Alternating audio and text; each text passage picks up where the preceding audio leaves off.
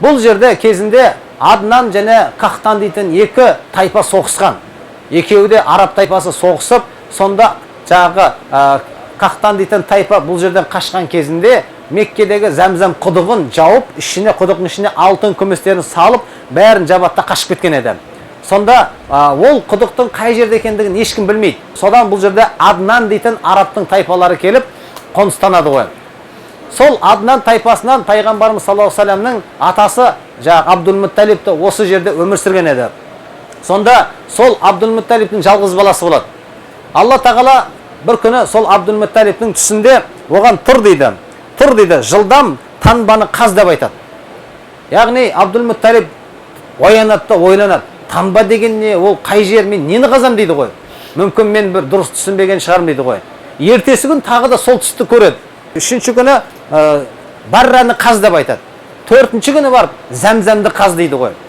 Сонда айтады ғой, мен Зәмзәмді қайықта екенін мен білмеймін ғой, мен қалай қазамын Зәмзәмді дейді ғой. Абдул-Мутталиб деген пайғамбарымыз атасы. Жалғыз ғана баласы бар. Сонда түсінде оған аян береді. Түсінде сөйлеп жатыр ғой, мен қалай қазам, қай жақты барып қазам деп. Ертең дейді, пәлен деген жерге бір қарға келіп қонады дейді. Қарға тұмсықпен шыққан жерді қазсаң, сол жерде Зәмзәм құдығы болады дейді ғой. Нәтижесінде Абдул-Мутталиб ертесіне түсінде көрген секілді айтылған жерге барады. Айтылған жерде қараса арасында да бір қарға келіп, тұмсықпен шұқи бастайды. Сонда Абдул-Мутталиб сол жерді барып, баласы жалғыз ұлы Харис екеуі қаза бастайды.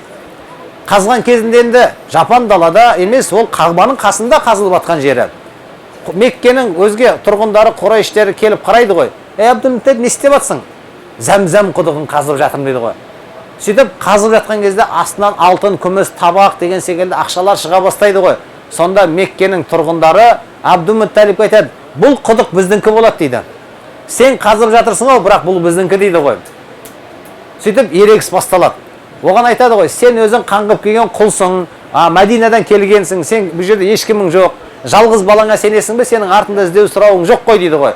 Араб қауымы сол кезде ұрпағы көп адам мақтанатын болған, баласы көп адам қоғамның ішіндегі беделді адам болған, баласы ұрпағы тұяғы аз адам яки жоқ адамды адам құрлы көрмеген. Өйткені сен бұның артында іздеу сұрау жоқ, тұқымы жоқ деп.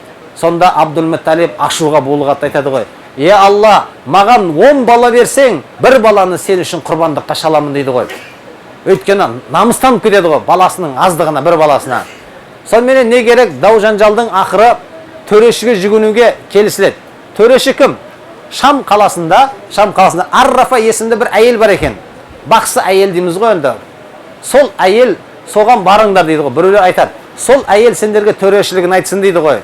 Яғни біздің тілмен айтқанда арқасы бар әйел дейді ғой. Соған барсаңдар сендерге төрешілігін айтады дейді.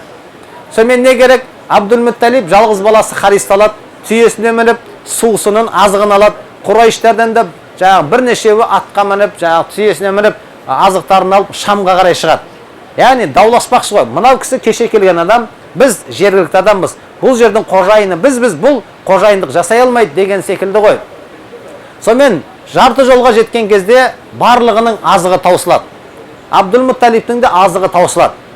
Сонда енді не істейміз дегенде Абдул-Мутталиб барлығы түйелерін шөкертіп, демалып, енді қайтып жолға шықпақ болған сәтінде Абдул-Мутталиб түйесін тұрғызтып, орнынан жүргізбекші болған сәтінде түйесінің тұяғының астынан бұлақ шығады.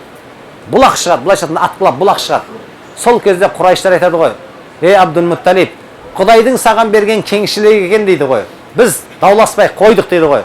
Ана Зәмзәмді қазуды Құдай саған бұйыртқан екен. Міне, тағы да дәлелді сенің түйеңнің аяғының астынан су шықты дейді ғой. Біз жеңілдік дейді ғой. Сөйтіп Абдул-Мутталиб осылайша келіп, Зәмзәм суын қазып, халыққа сол Зәмзәм суын қайтадан қауыштырады. Бұл пайғамбарымыз әлі дүниеге келген жоқ. Содан арадан Абдул-Мутталибке Алла тағала 10 баланы сыйлайды. 10 баланы. Сол 10 баланың біреуі пайғамбарымыздың әкесі Абдулла. Және де Абу Талиб, Абдулла, Абу Лахаб деген естіген шығарсыздар. Аббас дегенді, Хамза деген естіген шығарсыздар. Харис деген, мен осының барлығы Абдул-Мутталибтің 10 баласы еді.